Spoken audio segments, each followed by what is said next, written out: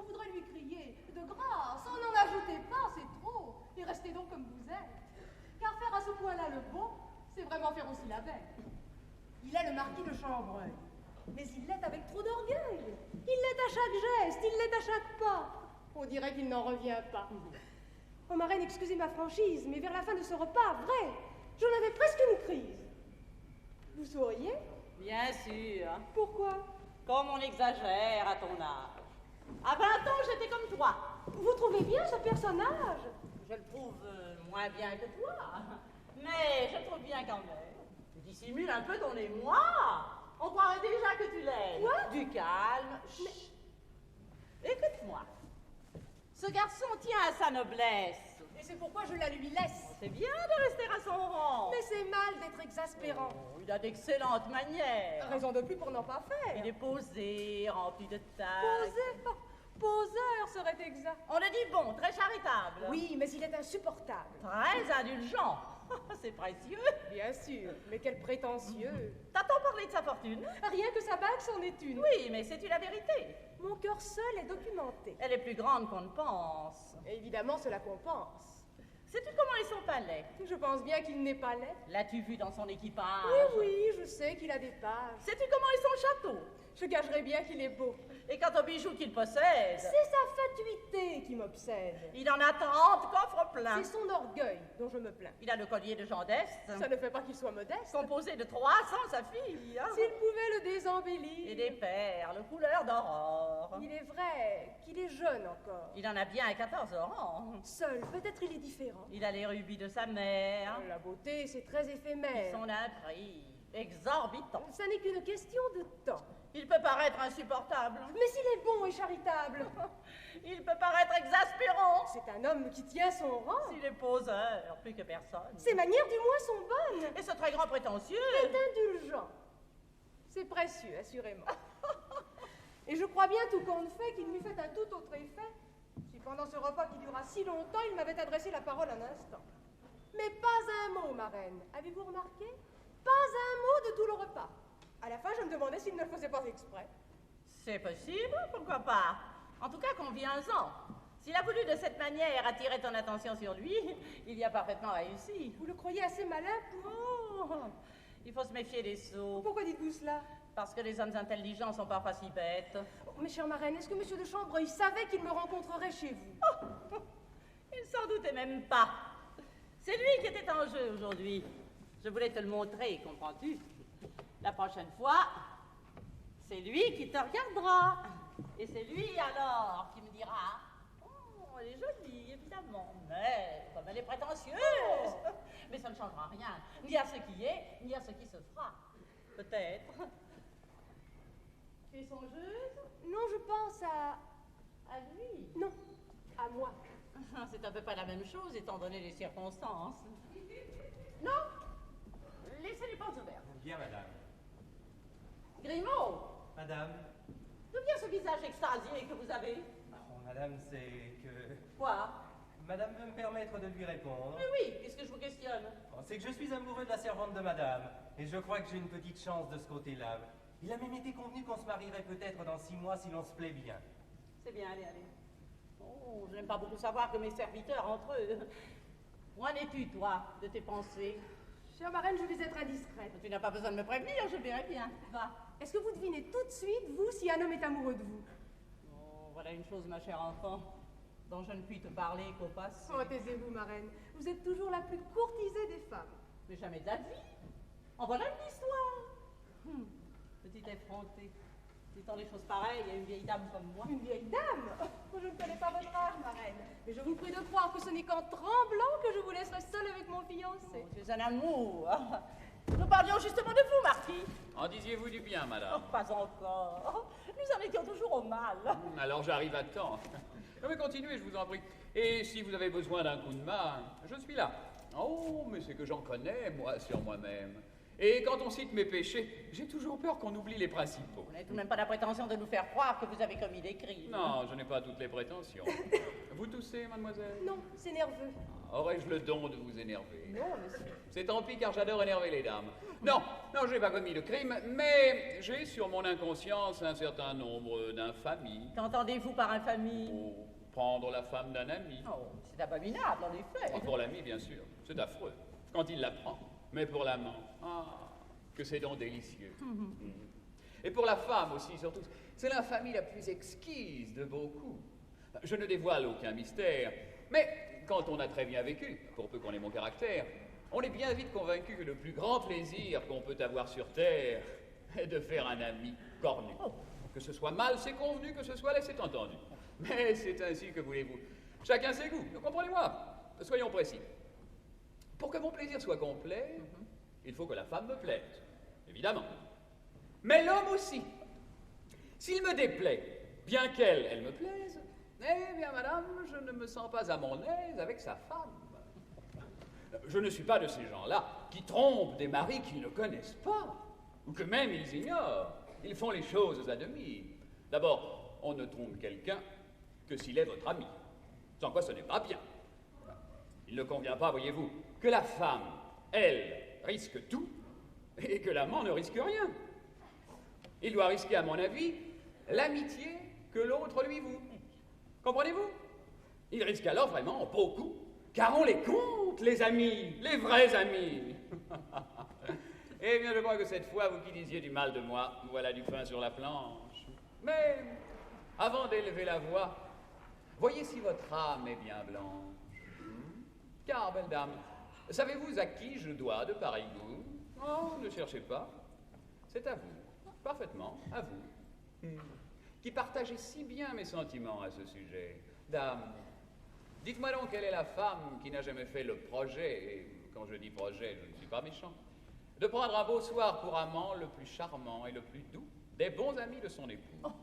Et vous-même, mademoiselle, qui me regardez en riant, songez bien qu'en vous mariant, vous jurerez d'être fidèle. Or, vous savez que les serments, parfois, les femmes les oublient, surtout quand elles sont jolies. Eh bien, supposons, voulez-vous, qu'un jour, vous trompiez votre époux. On peut bien supposer la chose. Évidemment.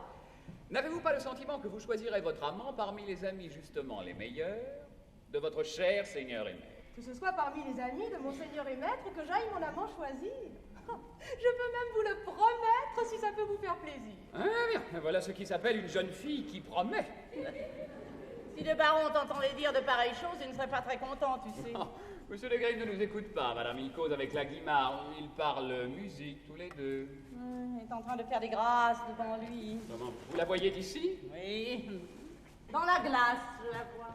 Hein? Oh, oui, c'est très dangereux ces portes-là. Il faut s'en méfier.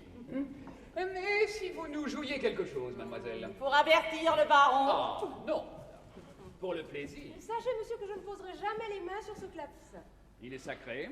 Sacré, c'est beaucoup dire. Historique, si l'on veut. C'est sur ce clavecin que le petit Mozart s'est fait entendre pour la première fois à Paris. Ah, le fameux petit prodige qui composait à 18 mois. À 18 mois, c'est excessif. Mais à 5 ans, c'est la vérité. Et il avait 8 ans quand il est venu à Paris et qu'il a joué chez moi.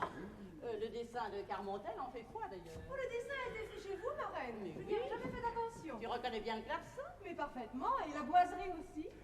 Il était vraiment prodigieux, ce gamin. Ah, inouï, incroyable. Il jouait tout, à première vue. Et il pouvait improviser pendant des heures. Il composait, réellement. Mais oui, réellement. Oh. Si vous ne me croyez pas, mon cher, questionnez Monsieur de Grimm que voici. Il doit s'en souvenir. Eh bien, c'est entendu, mademoiselle. Vous recevrez ce soir chez vous la lettre de recommandation que vous voulez bien me demander. J'ai le plaisir de vous annoncer que mademoiselle Guimard rentre au théâtre et qu'elle reprend sa place, la première, dans le corps de ballet de notre Académie royale. Ah. Mais nous vous dérangeons peut-être? Non, je vous en prie. Non, nous parlions de ce petit prodige qui étonna Paris il y a de cela une dizaine d'années. Ah, le petit Mozart. Oui, Madame Desville me vantait ses dons extraordinaires. Il composait, paraît-il, à 5 ans. Non, mais dites-moi, baron, je veux bien l'admettre. Mais était-ce bien ce qu'il composait? Bien. Oh, mon ami, c'était... Comment dirais-je? C'était très simple et c'était très prenant. Je me suis souvenu longtemps d'un petit menuet qu'il avait composée un soir ici même. Comment était-ce donc? C'est bête, je l'entends, et je ne peux pas. Mais lui, je le revois, c'est drôle en ce moment. Si menu, si charmant dans son habit de satin rose. Quand on lui demandait de jouer quelque chose, il ne disait pas oui tout de suite, jamais, car il voulait savoir si d'abord on l'aimait. Quand on lui disait « joue », il vous prenait entre ses bras, se pressait contre votre joue, et vous disait tout bas, avec un son de voix d'une douceur extrême, « Je m'en vais te jouer tout ce que tu voudras, mais dis-moi d'abord que tu m'aimes. » Quant à ce menuet, c'est bête, mais il m'est sorti de la tête. Et sait-on ce qu'il est devenu? Lui, oh, pas grand-chose, sans doute. Les enfants de génie deviennent rarement des hommes de talent. Cependant, on m'a parlé de symphonies et de sonates, et même aussi d'un opéra, d'un Mithridate qu'il aurait fait représenter à Bologne, il y a de cela quelques années. Je sais qu'il avait 14 ans quand il le composa, et ma foi, je n'ai pas désiré en savoir davantage, vous comprenez, un opéra d'un enfant de 14 ans. En tout cas, lui n'a jamais cru devoir me donner personnellement de ses nouvelles. Il vous en donnera, baron, il vous en donnera quand il aura besoin de vous. C'est un artiste. Oh, monsieur, je suis artiste, et je vous prie de croire que je n'oublie pas les bontés que l'on veut bien avoir pour moi. Quant à l'accueil particulièrement délicieux qui m'a été fait ici... Monsieur de Grimm vous avait invité, mademoiselle. Vous étiez chez vous. Ces mots me touchent profondément, madame. Moi, modeste danseuse, indigne de tant de gracieuse. Une femme qui se conduit bien, mademoiselle, n'est jamais indigne des bontés que l'on peut avoir pour elle. Et je vous jure bien que les gens de ma qualité seraient heureux de retirer définitivement la barrière qui nous sépare des artistes. Hélas, certaines d'entre vous rendent la chose difficile, hein, et ne font pas regretter de les avoir accueillis à notre table. J'en ai vu qui vraiment se conduisaient comme des filles, sans vergogne, devant les serviteurs, toutes portes ouvertes. Il ne faut pas trop leur en vouloir, madame, si elles étaient parfaites. Vos maris et vos amants ne vous reviendraient jamais. Bon.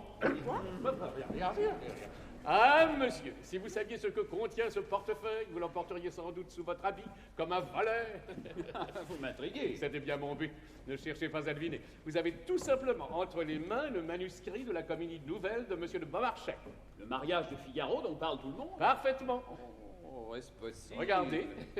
Hein, si vous aviez su. Ah, ça le fait est.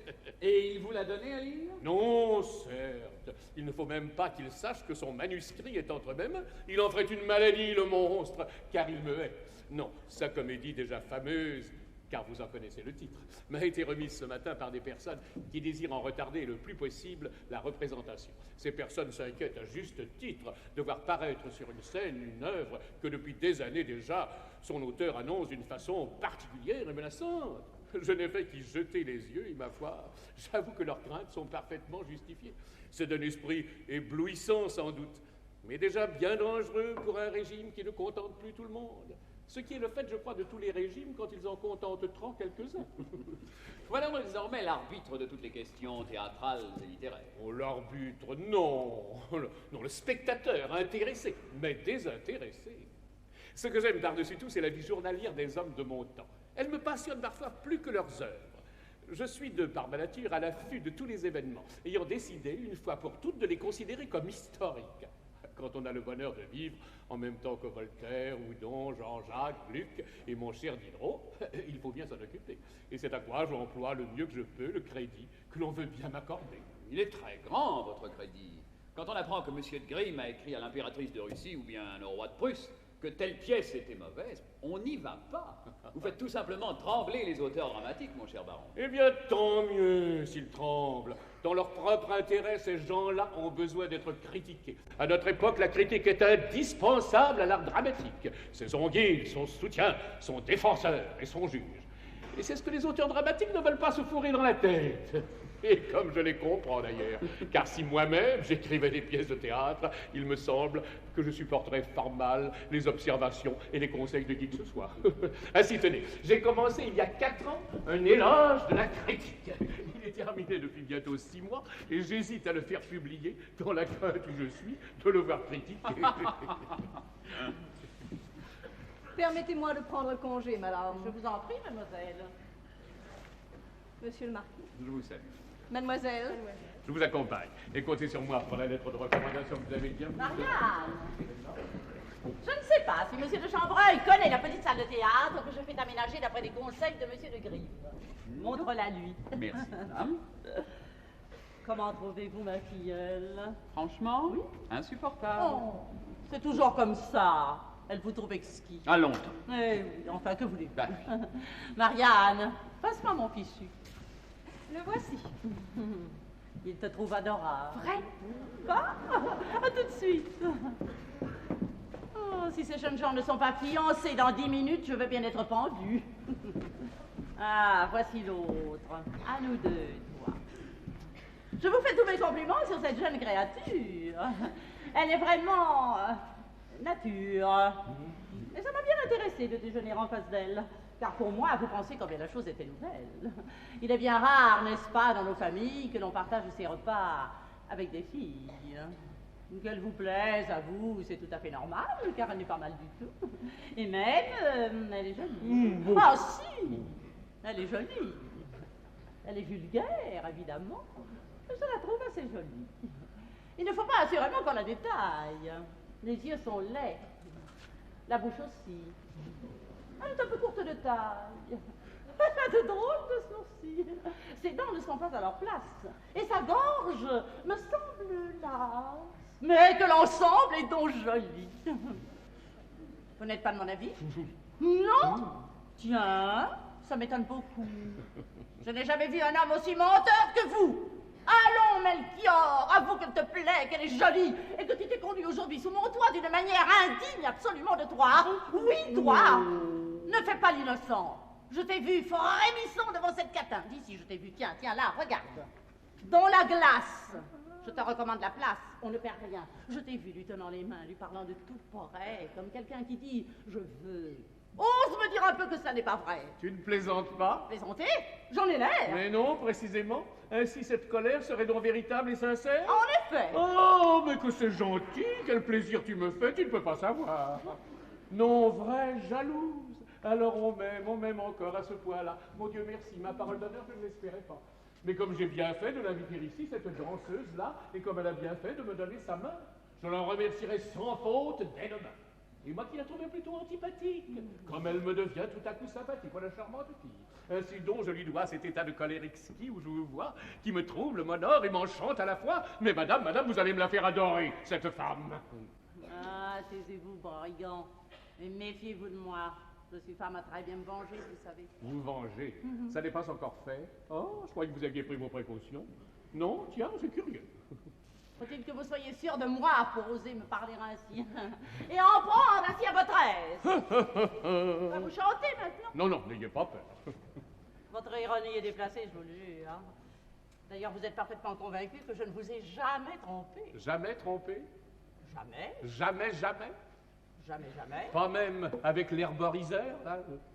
Pas même avec Jean-Jacques, non? Du jour où je t'ai dit que c'était fini entre lui et moi, ça a été fini réellement. Et tu ne l'as jamais revu? Comme tu l'entends, non, jamais. Oh, je ne te l'ai pourtant pas fait oublier. Et comment pourrais-tu me le faire oublier? Tu m'en parles tout le temps. Ne fais donc pas le jaloux à ce sujet. Tu en es fier de mon passé. Plus que moi-même.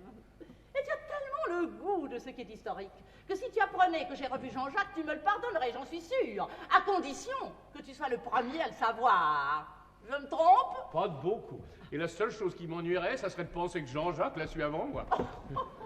Merci. Permettez. Elle vous écrit déjà? Oh, je ne pense pas, d'ailleurs, c'est une écriture étrangère. Oh, voilà une visite, madame, qui va vous enchanter. Une visite de qui? On souffrait que je vous en fasse tout à fait la surprise. Où est ce jeune homme? Il se promène dans le jardin, monsieur le baron. C'est bien, je vais le retrouver. Oh, quelle prévenance, mon Dieu! Appelez vos amis.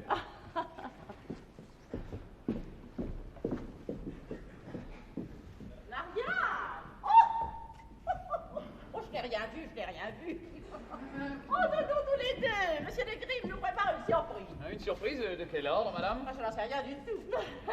Ta guimpe. Est-ce une œuvre d'art? Ta guimpe.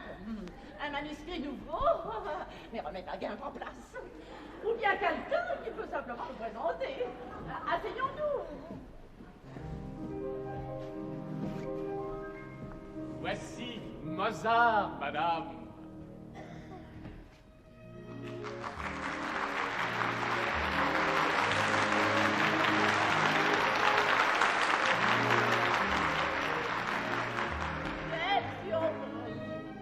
Il est ravissant. Sa taille est bien prise. Et son œil qui brise est très caressant.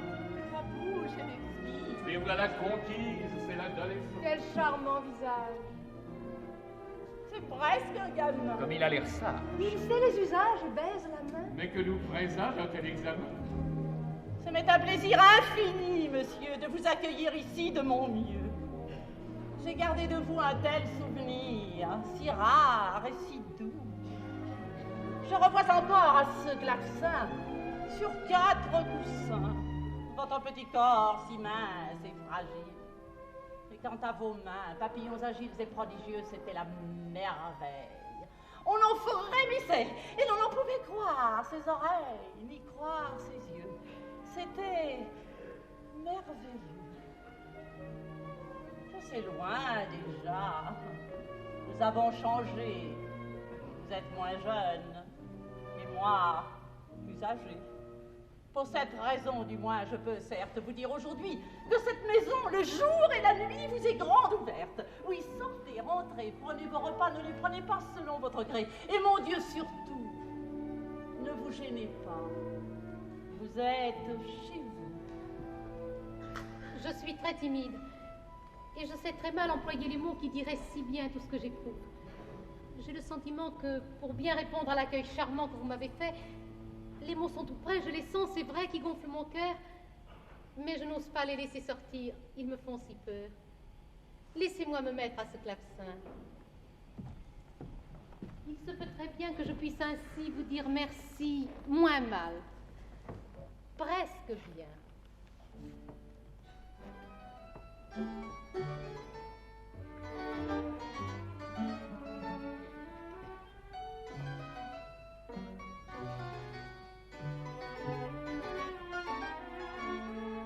Comme c'est facile, ce langage-ci me paraît docile à côté de l'autre.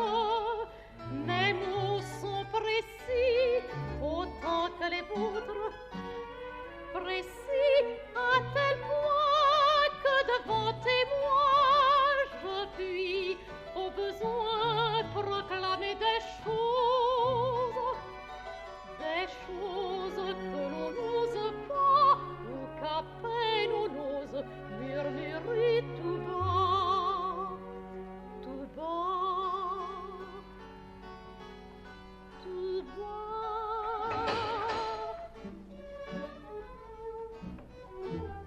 Ce langage-ci, comme il est facile, 100 fois plus facile.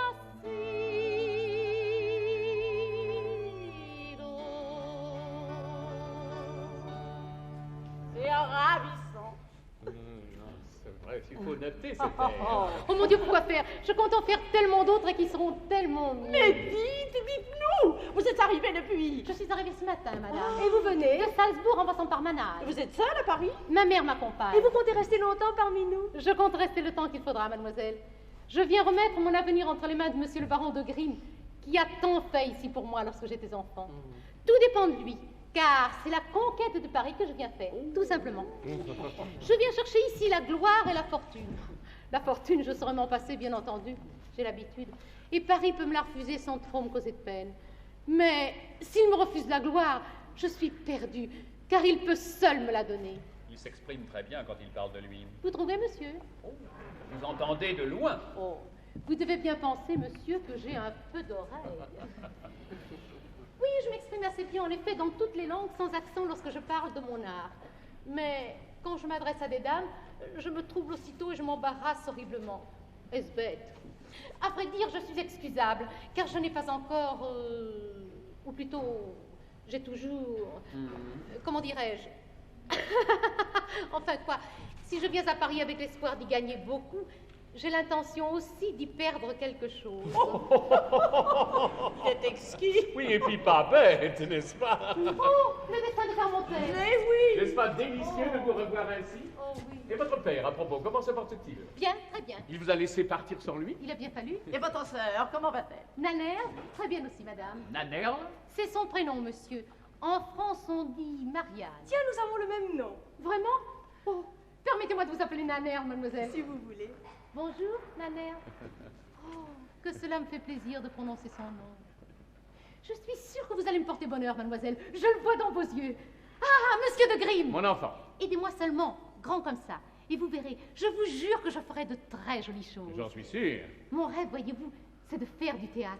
Trouvez-moi une bonne comédie, monsieur de Grimm, et je la mettrai en opéra bouffe. Ah, c'est drôle que vous me parliez de cela en ce moment. Pourquoi? Ah, parce que c'est peut-être là précisément votre affaire. Vraiment? Bon, ben, nous en reparlerons plus tard.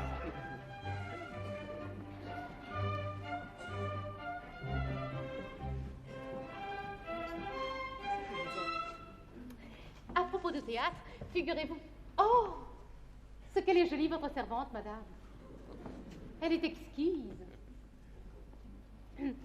Oui, figurez-vous, monsieur le baron, qu'en quittant Mannheim, ce bon monsieur Weber m'a fait cadeau des œuvres complètes de votre Molière. Vous connaissez son Don Juan? Certes, oui. Eh bien, moi, je ne le connaissais pas, et je l'ai lu dans le coche entre Strasbourg et Paris. Voilà un beau sujet à mettre en musique. Don Juan. Ah, quel personnage! Ah, être aimé.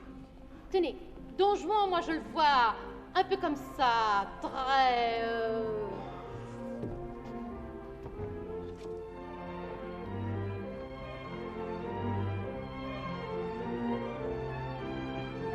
Être adoré, prendre les cœurs et les sentir tous qui se livrent, traverser la vie en vainqueur, ça c'est vivre.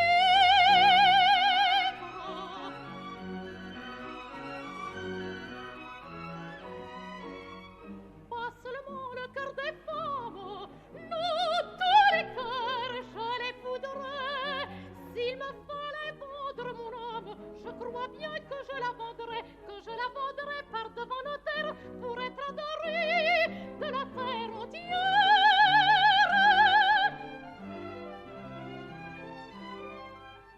D'où me vient le besoin, l'envie de travailler comme je fais? Est-ce bien pour gagner ma vie? Je le dis, mais ce n'est pas vrai. Et si je compose, c'est pour être aimé, pas pour autre chose.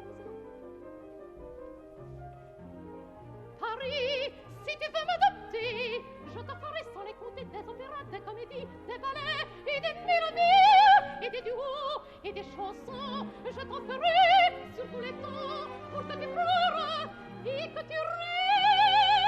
Et je t'adorerai si tu m'aimes, Paris. Tandis que si pour mon malheur et pour le tien, Paris, tu me fermais ton cœur, ah, que je me vengerai d'au bien, je t'en préviens. Mais si je dois te conquérir, Paris, que déjà j'aime tant, je veux bien mourir à 30 ans, mettons 35 ou bien 36, des profondis. Prends-moi Paris tel que je suis, sans titre, sans gloire et sans dot. Prends-moi pour mon cœur seulement, pour mon cœur dont je veux que chaque battement soit une note.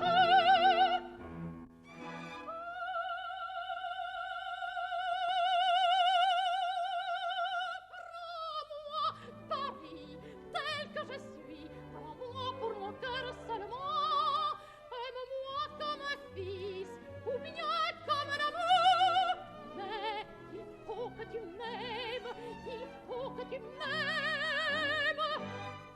Paris, Paris,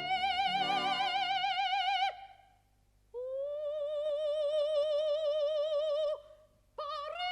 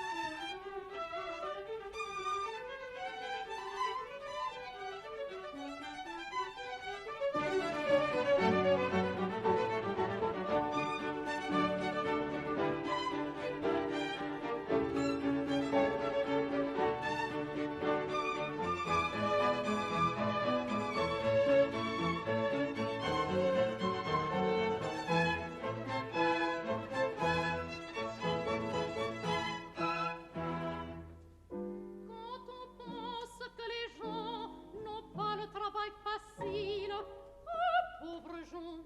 Mon Dieu, comment font-ils? Ça doit être effrayant.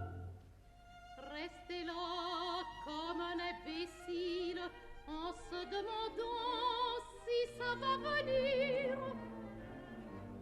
C'est inquiétant pour son avenir.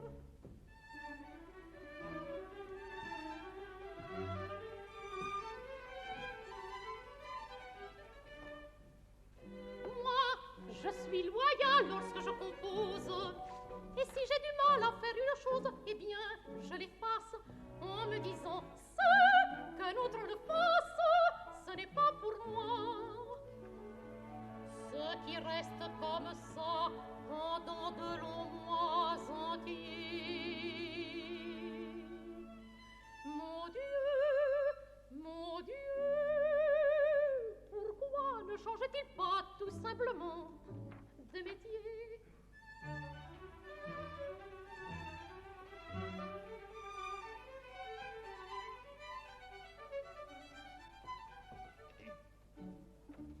Quand on a le travail facile, on a cette impression délicieuse que ce qu'on vient de faire, personne d'autre n'aurait pu le faire à votre place.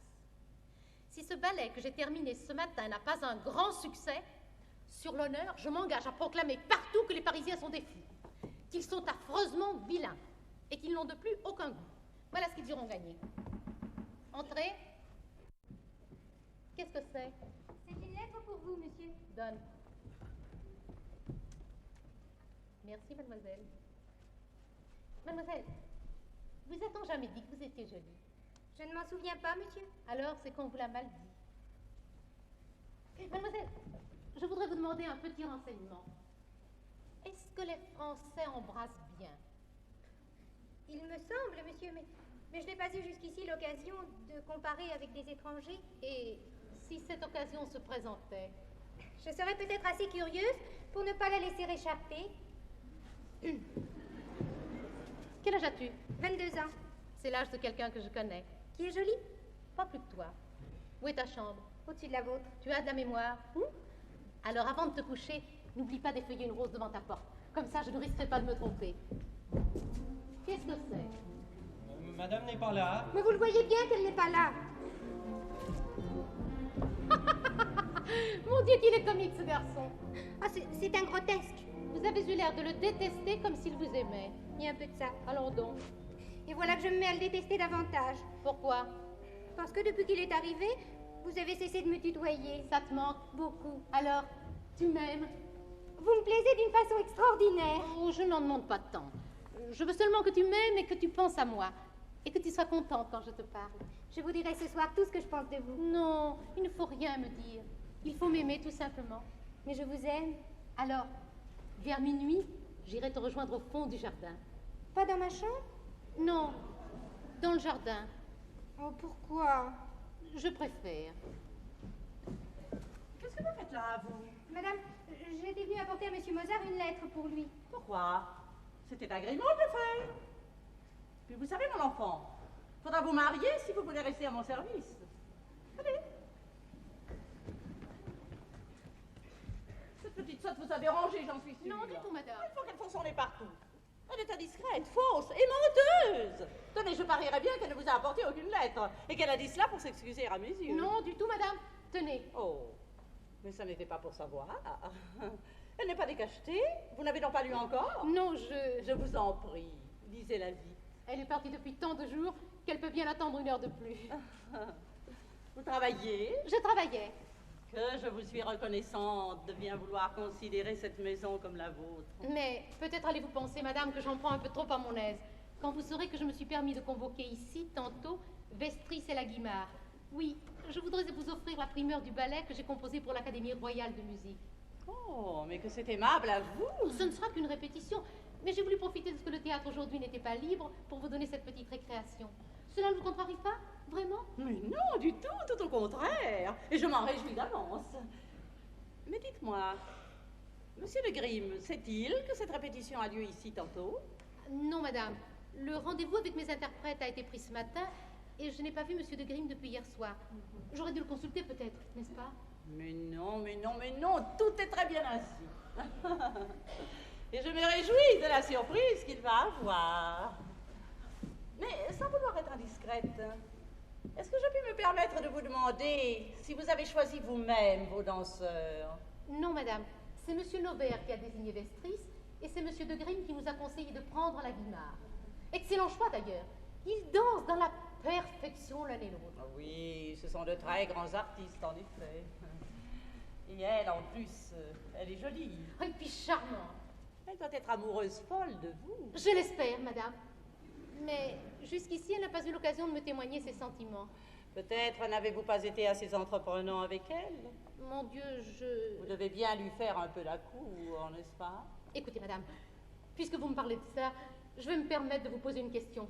Je vais vous demander un conseil et je vais vous faire un aveu. Vous m'avez connu si petit que cela peut-être m'autorise à vous parler franchement. Oui, vous pouvez tout me dire. Et il faut tout me dire. Il me semble. Eh bien voilà. Le jour de mon arrivée à Paris, vous en souvenez-vous, madame? J'ai eu l'effronterie de vous dire que j'étais tout à fait novice quant à l'amour. Je m'en souviens parfaitement. Vous en avez douté, je crois. C'était pourtant la vérité, je vous le jure. Et c'est toujours la vérité. Oui, madame, j'en suis encore au même point. C'est insensé. Je me disais qu'à Paris, il me serait extrêmement facile d'en trouver une qui me plaise. Je ne savais pas que les Parisiennes étaient toutes jolies. Je sors beaucoup, je vais, je viens, j'en cherche une, et j'en trouve 10, j'en trouve 20. Comment voulez-vous qu'on choisisse? Toutes sont bien. Ma foi, j'en perds la tête et je ne sais comment m'y prendre. J'ai grand besoin d'un conseil. Donnez-le-moi, madame, et je vous en supplie, tirez-moi de cet embarras. Mais que me demandez-vous, mon enfant? De bien vouloir guider mes premiers pas vous-même. Oh, mon Dieu, je comprends mal. Mais non, écoutez-moi, madame, je ne peux pourtant pas rester ce que je suis. Ah non, ça certainement pas. Eh bien, madame, je vous répète que depuis un mois que je cherche 30 mon plus. Oh oui, bien 30. Mais pas une. Alors, dois-je prendre au hasard? Dois-je chercher encore? Oh, non, non, ne cherchez plus. Pour que vous compreniez bien, madame, ce qui se passe en moi, il faut que je vous ouvre mon cœur tout à fait. Il faut que je vous dise quelle importance considérable j'attache, naïvement peut-être, à la chose dont nous parlons. Pourquoi naïvement? Parce que je sais que les hommes de mon âge la traitent d'ordinaire avec légèreté. Ils ont tort. N'est-ce pas? Il me semble à moi que faire cela pour la première fois, c'est grave. C'est très grave. Mais c'est la vérité. Et puis enfin, je suis Mozart. Ce n'est peut-être pas grand-chose pour les autres, mais pour moi, c'est beaucoup. Alors je voudrais bien, dussé-je passer à vos yeux pour le plus vaniteux des hommes, oui, je voudrais que pour moi la première fût tout à fait très bien, fût extraordinaire, imprévue, étonnante et très belle. Mais oui, c'est ainsi qu'il faut qu'elle soit. La mieux de toutes, c'est bien ça. Absolument. Mais je vais vous trouver ça. Oui, laissez-moi m'en occuper. Il ne faut pas charger les femmes de ces commissions-là, mon enfant. Elles n'y entendent rien. Ne vous en mêlez plus, j'en fais mon affaire. Ce qu'il faut à ce garçon-là, c'est une femme jeune, bien entendu. Mais tout de même pas une enfant, ça ferait double emploi. Non, ce qu'il lui faut, c'est la trentaine, la jolie trentaine, experte, épanouie, triomphante. Supposons par exemple... La Guimard. Excellente idée. Comment excellente idée? Ah oui, madame, excellente. Ah, je fais amende honorable. Moi qui disais à l'instant que les femmes n'entendaient rien à ces sortes de choses, me voilà le bec cloué. La Guimard, mais comment n'y avais-je pas pensé? Mais c'est le rêve. Si par bonheur elle vous plaît. Beaucoup. Voilà qui va aller mieux. Mais vous répondez beaucoup, mais tout à l'heure nous parlions d'elle, souvenez-vous-en. Et vous ne sembliez pas la trouver si parfaite. Il a changé d'avis. Ne revenons pas sur une idée que vous avez eue et que nous trouvons excellente. Lui, le premier intéressé, et moi qui suis son guide. Laissez, tout va le mieux du monde et je veux dès ce soir que la chose soit faite. Oh, mais pourquoi tant se hâter? Pourquoi? Eh bien, lui, madame le malheureux, vous ne pensez pas à lui. Hein. Mais j'y pense, monsieur. Oui, mais peut-être pas comme il faut y penser. Enfin, vous admettez très bien qu'il ait changé d'avis et vous n'admettez pas que je puisse en changer. Or, j'ai dit la Guimard inconsidérément. Et je suis étonnée que vous ayez si vite adopté mon idée. Ça ne devrait pas vous étonner, madame. Vous avez une si grande influence sur mon jugement. D'abord, êtes-vous certain que Mozart lui plaira? Oh, c'est vous qui dites cela, madame, vous qui avez tant de goût. Nous n'avons peut-être pas le même, cette fille et moi. Ah si, ça justement, je peux vous l'affirmer. Ça, quel rôle jouez-vous donc? Le rôle d'un monsieur qui, de 2 mots, choisit le moindre. Et puis, je voulais faire à cette dame un cadeau qui fût digne d'elle. Or, la virginité de Mozart, c'est un assez joli cadeau, c'est pas vous qui direz le contraire. Vous êtes un abominable cynique. Vous ne m'auriez pas aimé sans cela. Mais vous étiez en train de travailler? Oui. Quel crime de vous avoir dérangé. Oh. Oui. Vous étiez en train de travailler à votre ballet, sans doute. Oui, j'y ai apporté certaines modifications. Je voudrais tant qu'il fût parfait, qu'il vous fît honneur. Monsieur Noverre m'a dit que la première représentation aurait lieu le 11 juin. Paraît-il. Oh, que je voudrais être plus vieux de 15 jours. Quelle émotion je vais avoir. Sans doute. C'est à ce moment-là que votre amitié si précieuse pour moi fera merveille. Ne vous faites pas trop d'illusions à ce sujet, mon enfant. Tant qu'il n'y a pas de preuves à donner, l'amitié peut servir. Mais le moment venu de fournir ses preuves, il ne faut plus compter que sur sa propre valeur. Les amitiés, les recommandations, la camaraderie, tout cela n'a qu'un temps. Oh, je m'en rends bien compte. Mais si nous laissions travailler ce jeune homme? Non. J'éprouve le besoin de prendre l'air un peu. J'ai du courrier à lire et, si vous voulez bien me le permettre, je vais en prendre connaissance en faisant le tour du jardin. À votre aise. Voilà que Monsieur de Grimm ne m'aime plus. Pourquoi? Je vous fais tous mes compliments, madame. Chacun son tour. C'est un amour, il est charmant. Et puis en somme, c'est un homme. Car on grandit vite à Paris. Vraiment, c'est fou, c'est inouï. Songez, non mais songez comment 2 mois l'on peut changer. Quand il est arrivé chez vous, il était à vos yeux si petit que, mon Dieu, oui, pour un peu, vous l'eussiez pris sur vos genoux. Et voilà que c'est le contraire aujourd'hui. J'ai failli vous trouver sur ses genoux à lui. Et me ne dites surtout pas que je me trompe, que c'est faux. Je vous ai vus tous les deux, là, vous bien de face et lui de dos, dans cette glace. Et oui, justement, dans la vôtre. Vous m'aviez dit qu'on voyait bien de ce côté, je ne veux pas vous attrister, mais je vous jure en vérité qu'on voit tout aussi bien de l'autre. N'en parlons plus. Que cet enfant t'ait plu, c'est bien naturel. Mon Dieu, ce n'est pas moi qui vais t'en faire le reproche. Quand on sent, n'est-ce pas, qu'un certain âge approche, c'est si dur. On se désole, on s'inquiète, on se raccroche à l'espoir insensé que tout n'est pas fini. Parce que 2 beaux yeux de 18 ou 20 ans s'arrêtent d'un instant sur les 2 vôtres étonnés. On se croit rajeuni soudain de 20 années. C'est compter mal, à mon avis. Car au contraire, je crois même, quand on est déjà plus très jeune dans la vie, qu'on s'ajoute toujours l'âge de ce qu'on aime. Et ce qui me le fait croire, c'est cette habitude que nous avons les uns et les autres de les prendre de plus en plus jeunes à mesure que nous vieillissons. Pourquoi me regardes-tu avec des yeux pleins de surprise, comme si j'avais oublié de mettre ma culotte, hein? Je voudrais bien savoir comment il se fait que, m'ayant vu dans cette glace, tu ne te sois pas mis en colère, toi. Tiens, c'est vrai, ça, au fait. Pourquoi est-ce que je me suis pas mis en colère, moi? Attends, je cherche. Ah, j'ai trouvé. Oui. Je ne me suis pas mis en colère parce que ça m'a paru un peu triste. Triste? Mais comment? Oui, ça m'a paru un peu triste parce que j'ai eu l'impression que ça aurait pu sembler un peu drôle à une autre personne que moi. Drôle? Mais pourquoi? J'étais donc ridicule. Un peu. Alors n'est-ce pas trouver ridicule quelqu'un qu'on aime? C'est assez triste. Oh, mais c'est affreux ce que tu me dis là. Ah, qui veux-tu qui te le dise? Mais personne. Alors tu ne l'aurais pas su? Mais je ne voulais pas le savoir. Alors il fallait pas me le demander. Moi j'aimerais bien qu'on me dise quand je suis ridicule. Ah oui? Oui. Eh bien, tu es ridicule. Je suis ridicule, moi? Oh, c'est amusant, ça. Et pourquoi? Parce qu'on ne dit pas à une femme ce que tu viens de me dire. Ah, on ne dit pas à une femme. Ah si, puisque je viens de te le dire. Ah oui. Mais sais-tu ce qu'on risque alors? Non, seulement ça m'intéresse de l'apprendre. On risque tout simplement que cette femme à qui l'on vient de dire cela reprenne sa liberté pour en faire ce que bon lui semble. Et vous prie de sortir à jamais de chez elle. Ah, qui vous dit qu'on ne lui a pas dit ça dans cet espoir-là, justement? Quoi? Dame, ma liberté n'a pas moins de charme que la vôtre. Cependant, si vous m'en croyez, prenons-en grand soin de notre liberté. Et vous, madame, n'en usez pas de cette façon-là. Mais pourquoi, je vous prie? Parce que... Oh non, pas vous. Mais pour quelle raison? Oh, pour aucune raison. Fais ce que tu voudras. Mademoiselle Marie-Anne de Saint-Pons, monsieur le marquis de Chambreuil. Ensemble? Bonjour, marraine. Bonjour, ma chère enfant. Je vous présente mes respects, madame, et ce m'est une joie profonde de vous annoncer nos fiançailles. Mais oui, marraine. Ce matin même, monsieur de Chambreuil a fait sa demande officielle à mes parents qui l'ont agréée. Et que je l'en complimente. Et que je t'en félicite. Marquise, voilà qui est très bien. Asseyez-vous, que je vous vois tous deux l'un près de l'autre.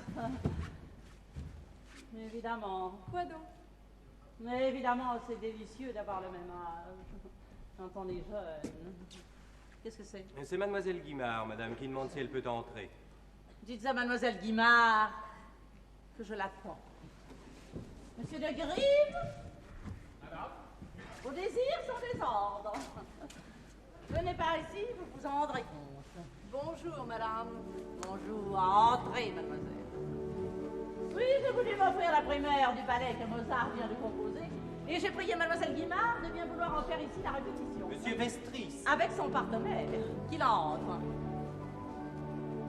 Vous ne nous cherchez pas, ma reine. Oh, voyons, quelle idée. Je ne me vois pas bien te faisant cette scène. Grimaud, venez m'aider. Nous allons tous nous mettre ici afin de leur laisser assez de place pour danser. Encore un peu. Très bien, merci. Cela me fait un plaisir fou. Aimez-vous à ce point la danse? Vous n'êtes pas jaloux, je pense. Ah, ça, je vous préviens d'avance que je déteste les jaloux. Je vous verrai ce soir. Hélas, non, pas ce soir. On vous enferme ici. Non, mais j'ai du travail. Alors demain, sans faute. Écoutez, franchement, je ne crois pas non plus que je puisse demain. Qu'est-ce que ça veut dire? Est-ce un congé, mon cher? Du tout, n'ayez pas peur. Figurez-vous, je connais quelqu'un qui meurt d'amour pour vous. Or, je vous aime assez pour ne pas vous laisser manquer l'occasion qui va se présenter d'ici peut-être une heure. Ah, ça plaisantez-vous? Du tout, n'ayez pas peur, attendez. C'est Mozart qui meurt d'amour pour vous. Alors, vous pensez, sitôt que je l'ai su, je me suis dit, mon Dieu, elle ne peut manquer de s'en apercevoir. Et comme justement il est irrésistible, elle ne pourra pas longtemps lui résister. Pour moi, c'en est fini, je ne peux plus lutter. Quand on n'est pas de force, il faut être malin. Si je quitte la place avant que le malheur ait couronné ma tête, j'ai l'air moins bête. Or, je préfère ça de beaucoup, n'est-ce pas? C'est un raisonnement qui peut surprendre un peu, qui peut paraître fou, mais songez-y, ma chère, examinez-le bien, et vous verrez qu'il tient parfaitement debout. C'est lui qui vous a dit qu'il m'aimait à ce point? Il me l'a fait comprendre assez naïvement. C'est à vous de brusquer les choses maintenant si vous ne voulez pas qu'elles en restent là. Ne comptez pas sur lui. C'est le timide, mais je le connais bien. Vous n'en obtiendrez rien si vous ne faites pas la moitié du chemin. On peut vous charger, vous, d'un soin si délicat. Si la Guimard ne savait pas faire les premiers pas, que deviendrions-nous, madame, n'est-ce pas? On n'attend plus que vous, monsieur, pour commencer. Mais je ne savais pas que mes deux partenaires étaient ici déjà. Bonjour. Bonjour. Eh bien, mais commençons. Le 4, n'est-ce pas? Les 3 premiers que nous passons, ce sont les numéros d'ensemble. À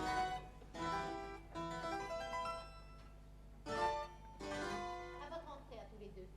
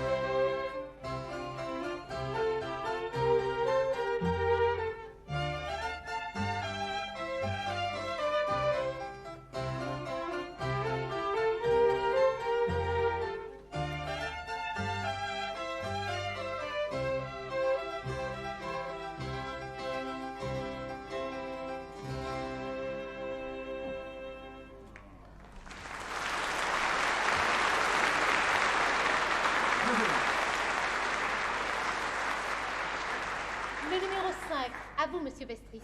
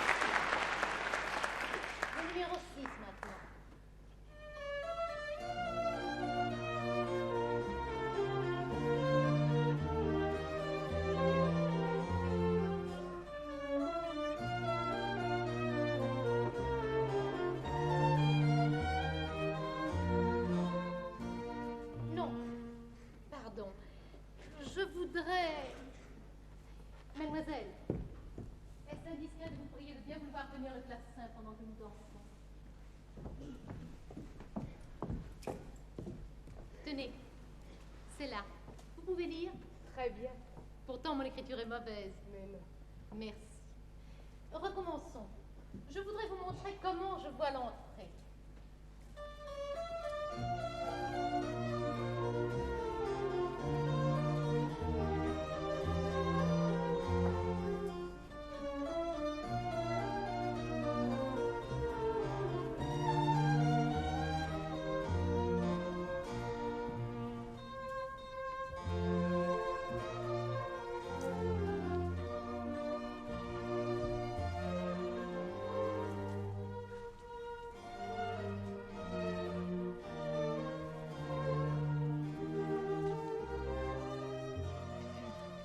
Comme elle danse, c'est exquis.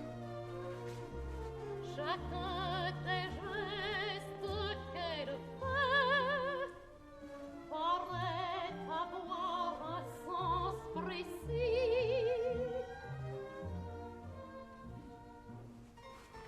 Ni gavotte, ni menuet, c'est une scène qu'elle joue. Elle se donne et se reprend. Pose un baiser sur votre joue, sans bien, s'en va, toujours riant. Elle frôle à peine le sol, et dans ses bras, quand on la tient, ne croyez pas qu'on la soutient, tout au contraire, on la retient.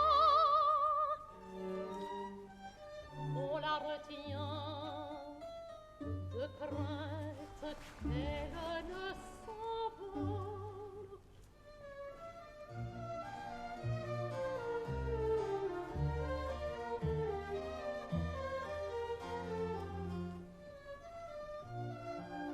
Comme elle danse, c'est exquis.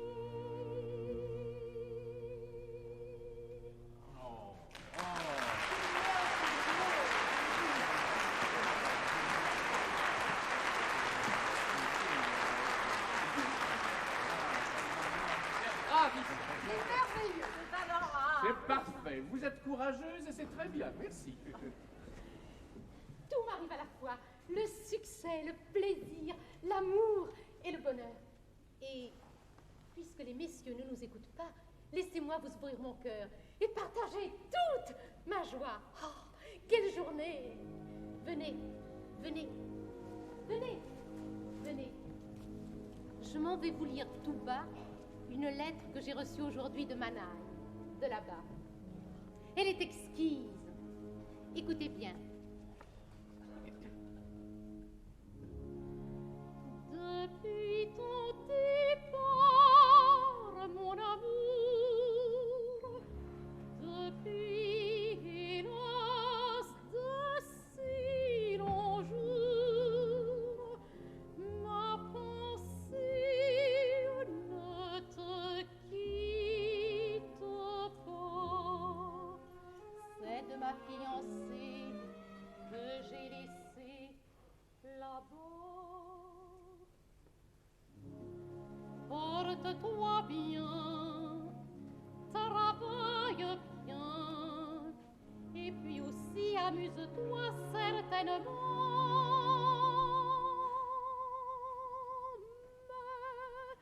Mais je t'en prie, quand tu m'écris,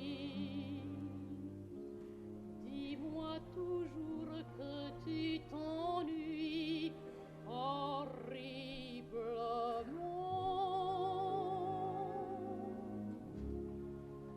Depuis ton départ,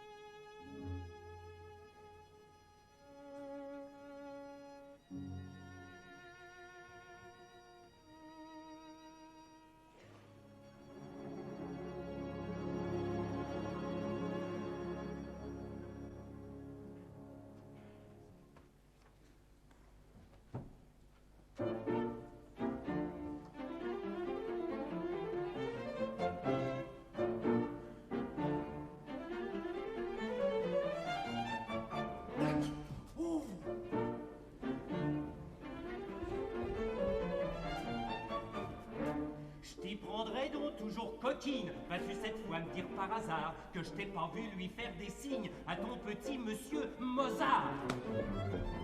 Alors ce que je dis, ça ne sert à rien. Ça ne sert à rien, tu n'en veux faire qu'à ta tête, et les promesses que tu m'as faites, tu t'en moques bien. Ah, si c'est ça le mariage, ah, si c'est ça la vie à deux, je comprends tous ceux que ça décourage, et qu'aimeraient mieux, oui, qu'aimeraient mieux, oui, qu'aimeraient mieux être seuls que deux.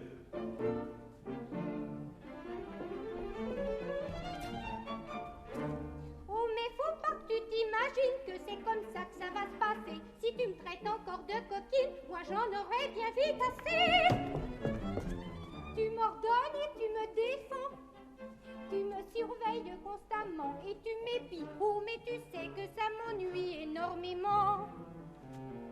Ah, si c'est ça le mariage, ah, si c'est ça la vie à deux, je comprends pourquoi il y a tant de ménages où l'on est trois, où l'on est trois, où l'on est trois au lieu d'être deux. Ah, si c'est ça le mariage, ah, si c'est ça la vie à deux, je comprends tous ceux que ça décourage, et qu'aimeraient mieux, oui, qu'aimeraient mieux être seuls que deux. Alors parce que tu me trouves dire au revoir à quelqu'un qui s'en va, tu me cherches querelle à présent? Qu'est-ce que je faisais de mal? Veux-tu me le dire? Et puis d'abord, sais-tu seulement si c'est à Monsieur Mozart que je faisais signe de la main, comme ça? Tu n'en sais rien du tout. Oh, pardon, tu n'en hein. sais rien du tout. Quand bien même ce serait à lui que j'aurais fait comme ça, qu'aurais-tu à y redire? Et quand bien même j'en serais follement éprise, crois-tu que c'est en me surveillant comme tu le fais que ça changera quelque chose? Oh, bah, continue, va, je t'en prie. Et dis-moi que quand bien même il serait ton amant, Si tu m'avais laissé le temps de dire, je te l'aurais dit. Oh, gredine de femme. Oh, ce que je regrette de t'avoir épousé. Non, mais est-ce que tu vas continuer comme ça à dire en premier toutes les phrases qui me viennent? Tu regrettes de m'avoir épousée? Oui. Toi, au moins, tu as fait quelque chose dont tu avais envie. Mais moi, mon ami, pense qu'il a fallu que madame me force à t'épouser pour que je dise oui. Oh. Elle me donnait à choisir. Perdre ma place ou me marier. Or, je ne voulais pas quitter la maison. Et pour quelle raison? J'aime le quartier. Oh, si je ne me retenais pas, Mais Dieu. retenez-vous au contraire. Là qu'on se dispute au salon maintenant, quelles sont ces manières-là? Oh, que monsieur le baron veuille seulement se mettre une seule fois à ma place. Oui, ben restez-y plutôt. Monsieur le baron aura-t-il la bonté de me permettre de lui exposer ma situation? Oui, mais vite alors. mon ami, Oui, vite. monsieur le baron. Non, monsieur le baron, il ne faudrait pas me pousser beaucoup pour que je croie que ma femme me trompe. Oh, alors ça, mon ami, je ne veux absolument pas me mêler de ces questions-là. Pardi, bien sûr, je sais que monsieur le baron a d'autres chats fouettés, mais monsieur le baron a bon cœur, et quand il saura qu'un seul mot de lui peut arranger les choses... Un mot de moi? Oui, monsieur le baron, un mot, une phrase, comme monsieur le baron s'est en composé, et qui ferait comprendre à monsieur Mozart qu'un homme de sa qualité ne devrait pas tourner autour d'une servante. Ah, parce que vous croyez que... Oh, monsieur le baron, mais si ce n'est déjà fait, mais si ça ne dure pas depuis plus de 2 mois, c'est-à-dire du lendemain ou de la veille de mon mariage, eh ben c'est que le bon Dieu ne l'aura pas voulu. En tout cas, il y a un fait certain, c'est que Louise en a la tête à l'envers, et de cela, elle ne s'en cache même plus. Elle prétend qu'elle n'est pas responsable des sentiments qu'elle éprouve. Alors, je n'ai beau être qu'un serviteur, monsieur le baron doit bien comprendre que c'est très désagréable pour moi. Je pense bien. Oh, monsieur le baron dit qu'il pense bien, mais s'il pense bien, c'est à autre chose qu'il pense. Non, non, je pense à ce que vous venez de me dire. Ah, et moi j'en oublie de dire à monsieur le baron que mademoiselle Guimard est venue pour le voir il y a de cela 1 heure. Ah, elle est venue? Oui, monsieur le baron. A-t-elle dit qu'elle reviendrait? Dans la soirée, oui, monsieur le baron. C'est bon, allez. Pour en revenir à monsieur Mozart, monsieur le baron doit bien comprendre que ça ne peut plus durer. Non, en effet, ça ne peut plus durer. Parce que si ça devait durer... Oui, mais ça ne durera pas. Ça ne peut plus durer, mon ami. Je suis dans un état de colère que vous comprendrez quand vous apprendrez que ce matin, entrant à l'improviste chez ma fiancée, j'ai trouvé entre ses mains cette lettre du jeune Mozart, qu'elle n'a pas eu le temps de dissimuler en me voyant paraître. Je vous la soumets, mon cher. Et je vous laisse à penser que les choses n'en resteront pas là. Enfantillage, espièglerie, légèreté, oui, enfin, si l'on veut. Enfin, moi, c'est autrement que je prends la chose. Oui.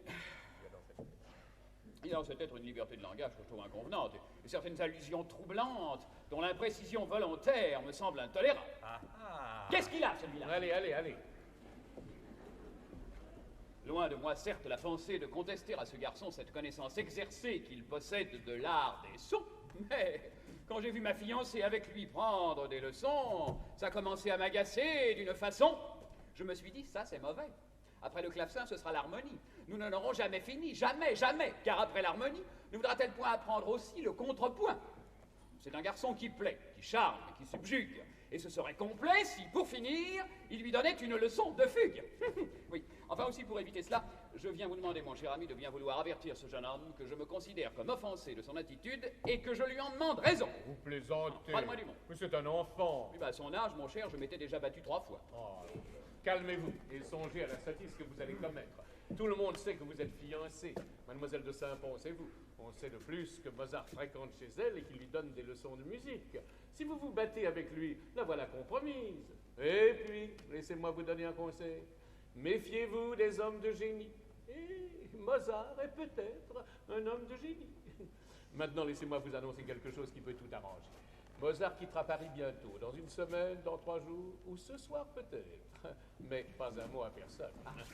Ah, je venais vous chercher, madame. Je vous attendais. Vous sortez? Oui, madame d'Épinay veut bien m'aider dans le choix des cadeaux que je voudrais offrir à mademoiselle de Saint-Pons. Ah bon, bon. Sans adieu, cher baron. À tout à l'heure. Je vous suis. Je voudrais vous demander, Demandez. est-ce que le départ de Mozart est toujours en question? Oui, vaguement, pourquoi? Oh, comme ça, pour savoir. Mais rien n'est encore décidé. Non, rien. Vous êtes bien dans ce salon pour travailler? Mais oui, très à mon aise, et je vous remercie d'avoir bien voulu. Vous l'aviez désiré, j'ai obéi. Ah, je vois que le clavecin lui-même est renvoyé. Pour renvoyer, non, mais il tenait une place si grande. C'est vrai. Je l'ai fait mettre là, voyez? Ah oui, tout près de la porte. Alors, pour Mozart, que décidons-nous? Si vous le désirez, je peux prolonger son séjour à Paris d'1 semaine. Ne pourriez-vous pas plutôt l'abréger, ce séjour? L'abréger, s'il le faut. Il me semble que ce serait préférable. Vraiment? Oui. Quand une chose est décidée, n'est-ce pas, il vaut mieux en finir. Oui, certes. Voulez-vous que je fasse prendre sa place dans la diligence qui part ce soir à 6 heures pour Strasbourg? Ce soir? Oh, il est un peu tard. Tenez, la voici, cette place. Je l'ai fait retenir il y a 3 jours. Comme vous êtes prévoyant. Oh, j'essaie de penser à tout. Alors, Très bien. Je reviens dans 1 heure. je te ferai remarquer que je ne te demande rien. Je vois bien que tu en meurs d'envie. Oh, me diras-tu un jour la vérité? La vérité? Oh. La vérité, ça n'est ni simple ni facile. C'est quelquefois dangereux. La vérité, vous savez bien que l'on en peut dire le tiers, il faut la dire tout entière.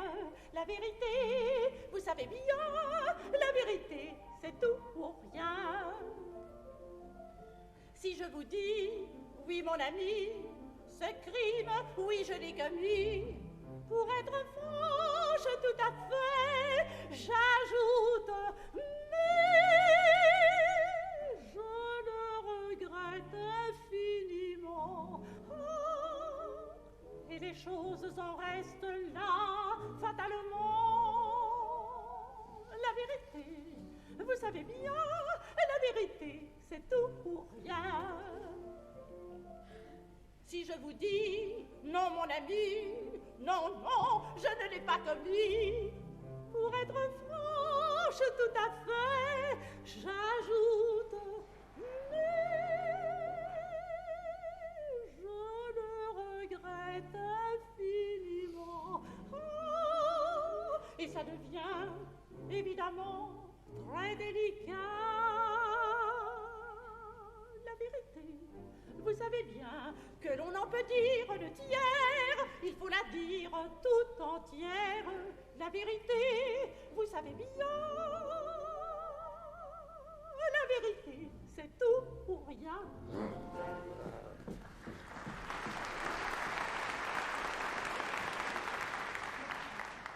Est-ce elle, la servante, ou bien la jeune fille? Les 3 peut-être. Ou bien une 4e. Nous allons le savoir tout à l'heure. Tout de suite même si c'est la 4e. Non, ce pas précipité est celui de Mozart. Je suis bien aise de vous rencontrer, monsieur, je vous cherchais. Je reçois de mon père une nouvelle lettre dans laquelle il m'informe que pour la seconde fois, vous lui avez conseillé formellement de me rappeler à Salzbourg. En effet, Pour quelle raison lui avez-vous écrit cette seconde lettre? Pour les mêmes raisons qui m'ont fait dicter la première, vous perdez à Paris un temps précieux. Quand on a votre âge et les dons exceptionnels que vous possédez, on ne piétine pas. Or, à Paris, vous piétinez. Je piétine. Mais qu'avez-vous fait depuis 6 mois que vous êtes ici? J'ai fait 3 concertos, plusieurs sonates, un ballet, 2 symphonies. Qui ne vous ont rendu ni riche ni célèbre. Est-ce en 6 mois qu'on devient riche et célèbre à Paris? Quand je suis arrivée en mars, plein de confiance et d'illusions, vous m'avez dit qu'il me fallait avoir 1 année au moins de patience. Je l'avais parfaitement compris et je l'avais admis. Je m'étais mise à l'ouvrage et je travaillais jour et nuit. Et je donnais des leçons pour vivre. Mais vous ne parveniez à rien. À qui la faute? À moi, peut-être. En doutez-vous? Vous n'avez pas attendu 6 mois pour me décourager. 8 jours avant la première de mon ballet, ici même. Vous m'avez averti que je n'avais plus à compter que sur moi désormais. Mais vous ne vous êtes pas contenté de me retirer votre appui. Et voilà 3 semaines déjà que vous préparez mon départ en sous-main. Et comme à votre gré vous ne parveniez pas à me convaincre assez vite, vous avez écrit à mon père en lui faisant un sombre tableau des difficultés que je ne parviendrai jamais à surmonter ici. Pourquoi? Vous saviez parfaitement que je ne voulais pas quitter Paris avant le mois de janvier prochain. Je vous l'avais dit et vous en connaissiez les raisons. J'ai plusieurs choses en train, mes sonates à la gravure et des projets très intéressants qui me font entrevoir l'avenir avec plus de tranquillité. Enfin, c'est quand je vais atteindre au but que vous faites tout au monde pour me faire quitter Paris. Pourquoi? Que vous soyez lassé de m'aider, de me soutenir, soit. Il m'a fallu l'admettre et, sans trop le comprendre, je m'étais fait à cette idée. Mais pouvoir agir contre moi, contre ma volonté, contre mon intérêt, cela me dépasse. Et je veux savoir quelles sont les raisons exactes qui vous guident. Oh, croyez-vous vraiment m'intimider par ses propos et par ses cris? Non, vous n'êtes pas naïf à ce point, je pense. Votre départ a été décidé par votre père sur mon conseil et vous ne pourrez plus guère le retarder maintenant. Je partirai dans 6 mois, pas avant. Il est possible que vous puissiez traîner encore quelques semaines à Paris. Mais sachez en tout cas que dès ce soir, cette maison vous est fermée. Sachez aussi que monsieur de Chambreuil vous enverra demain ses témoins si vous n'avez pas quitté Paris. En outre, le valet de pied de madame d'Épinay lui-même pourrait vous mettre dans une situation difficile si sa femme continuait à se targuer des sentiments que vous lui faites éprouver. Mais enfin, écoutez, je ne comprends pas. Que se passe-t-il? Vous êtes fiancé. Une jeune fille vous attend à Manaille. Vous m'en avez parlé 100 fois. Vous en avez parlé à tout le monde. Vous n'avez donc pas hâte de la revoir. Vous ne l'aimez non plus. Enfin, plus autant. Je l'aime moins. Depuis que j'aime. Oh, vous aimez comme on aime à votre âge et vous êtes comme le papillon. Vous allez de l'une à l'autre sans penser à un mal, j'en suis certain. Non, j'aime et je suis aimée. Oui, tout le monde vous aime et vous aimez tout le monde. Mais non, j'aime une femme et cette femme m'aime. Si vous étiez son amant... Mais je suis son amant. Et c'est pourquoi je ne veux pas quitter Paris. Et c'est pourquoi je ne partirai pas. Vous partirez ce soir. Je ne partirai pas. Ah, prenez garde. À quoi? Je n'ai peur de personne. Et rien ne me fait trembler. Rien? Rien. Et si je te disais qu'un homme est malheureux, précisément par ce qu'on t'est, dis-moi, bel amoureux, resterais-tu quand même? Oui, malheureux, très malheureux. Et parce que d'amour, justement, tu tressailles, cet homme veut que tu t'en ailles. Il t'exaspérerait sans doute en te parlant de vengeance et de représailles. Mais s'il te le disait sur un ton différent, comprendrais-tu, Mozart, qu'il faut que tu t'en ailles? S'il te disait qu'aux gens qui souffrent, l'on pardonne leur excessive maladresse quand on sait discerner dans l'ordre qu'il vous donne la prière qu'il vous adresse. S'il te disait que d'avance il s'avoue vaincu par ta jeunesse, s'il te disait que la tendresse compte vous, il la partage et la comprend. En voudrais-tu savoir encore davantage? Non, n'est-ce pas, certainement. 2 mots t'en disent plus, Mozart, qu'un long poème. À toi, qui dis si bien, je t'aime, avec 2 notes seulement.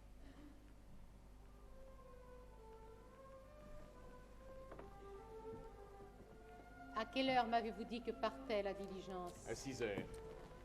C'est bien. Je partirai ce soir. Tiens, bonjour. Bonjour. Comment allez-vous? Très bien. Dois-je vous dire adieu maintenant? Mais je compte bien vous accompagner jusqu'à la diligence. Pour être bien sûr que je pars. Alors, voulez-vous que je passe vous prendre ici tout à l'heure? Je vous le demande même. Bien. Je vais vous revoir, n'est-ce pas? Mais quoi? Vous partez donc ce soir? Eh oui, je pars. Si brusquement? Hélas! Oui, hélas, comme dit Monsieur de Grimm. Vous partez pour Salzbourg? J'irai peut-être à Vienne. Et que voulez-vous, c'est ainsi. car il faut à la fin pourtant que j'en convienne. Paris n'a pas voulu de moi cette fois-ci. À 7 ans, l'on considérait ici que j'étais maître dans mon art. Sitôt que j'entrais quelque part, on me portait au clavecin. Et dès que j'avais fait 3 gammes, il fallait voir toutes ces dames qui me pressaient contre leur sein. J'avais un avenir, paraît-il, insensé, inouï, fantastique, et même inquiétant. J'ai beaucoup travaillé, je reviens, j'ai 20 ans. De quoi me parle-t-on ici? De mon passé. Certes, on me fait encore un accueil amical, mais les gens sont un peu surpris. Ils ne me trouvent plus assez phénoménale. Il paraît que pour eux c'est une catastrophe que je ne veuille plus jouer sur une étoffe qu'on plaçait sur le clavecin. Ça leur semblait, mon Dieu, si bien, si difficile aussi. On me disait, faites un sol, faites un ci. Et ça leur permettait de faire des paris.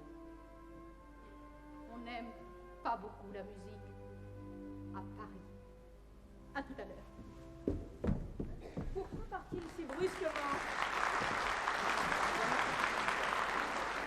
Je vous en prie. On m'a dit que vous étiez déjà venu tantôt. Oui, et si je me permets de venir ici vous relancer, c'est parce que je viens d'apprendre une chose bouleversante et que je voudrais bien savoir la vérité. Ah, vous aussi. Il y a 8 jours de cela, j'ai demandé à Nevers un congé d'1 mois, car on m'offre de donner à Londres une série de représentations extrêmement fructueuses pour moi. Or, ce congé qui m'avait été, pour ainsi dire, accordé, m'a été brutalement refusé hier soir. J'ai demandé la raison de ce refus, et à ma grande surprise, j'ai appris que vous n'y étiez pas étranger. Est-ce possible? Non, n'est-ce pas? Vous n'auriez aucune raison de chercher à me faire du tort, du mal. Répondez-moi, je vous en prie. Répondez-moi d'abord. Mozart est-il votre amant? Ah, j'en étais sûre, et mon voyage dépend de ma réponse, n'est-ce pas? Beaucoup d'autres choses encore en dépendent. Avec un homme comme vous, que faut-il qu'il en réponde? La vérité ne vous tente donc pas? Si, bien sûr. Ou pas plus que le mensonge?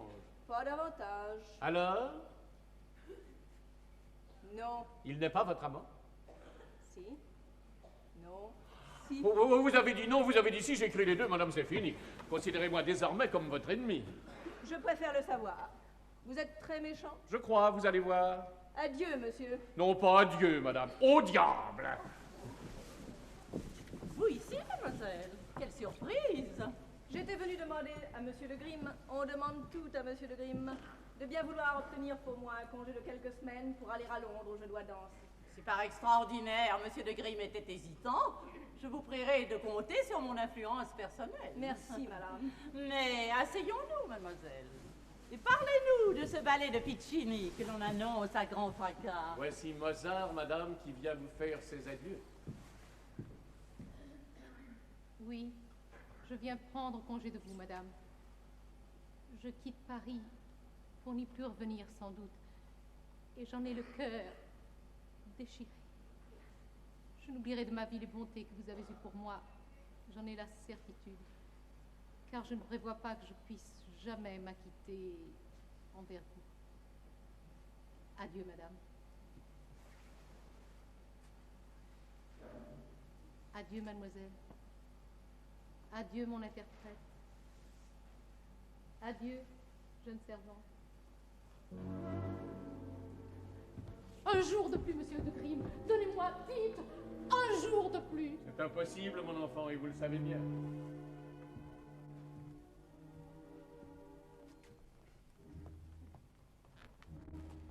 Alors, adieu donc, mon amour. Le destin nous sépare. Et pour abréger mon séjour, il précipite mon départ. J'aurais voulu, pendant une heure, t'avoir encore entre mes bras et te presser contre mon cœur. On ne peut pas. Sois courageuse, oh ma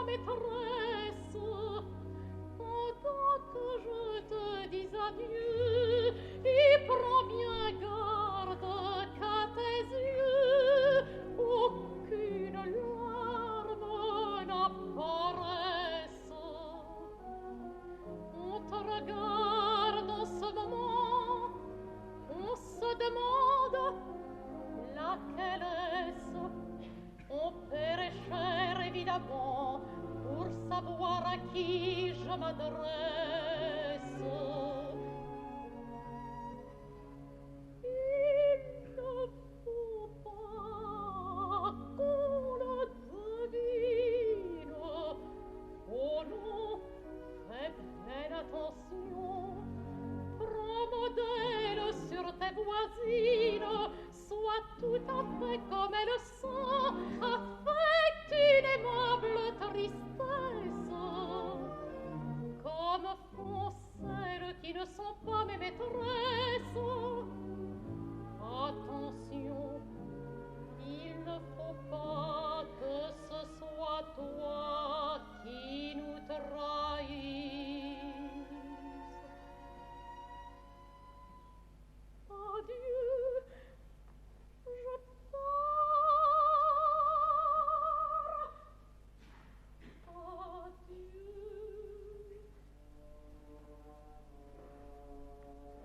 Va quelquefois porter des fleurs. Va quelquefois penser à moi dans la minuscule demeure qui de nous deux seuls est connue.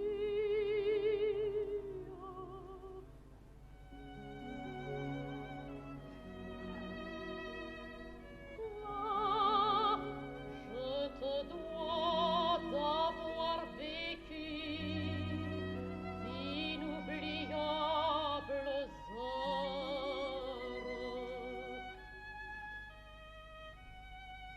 Ces heures-là, je les bénis. Et si plus tard, peut-être, un jour, quelqu'un dit devant toi, Mozart a du génie, tu répondras, mon cher amour, que tu sais bien un peu pourquoi.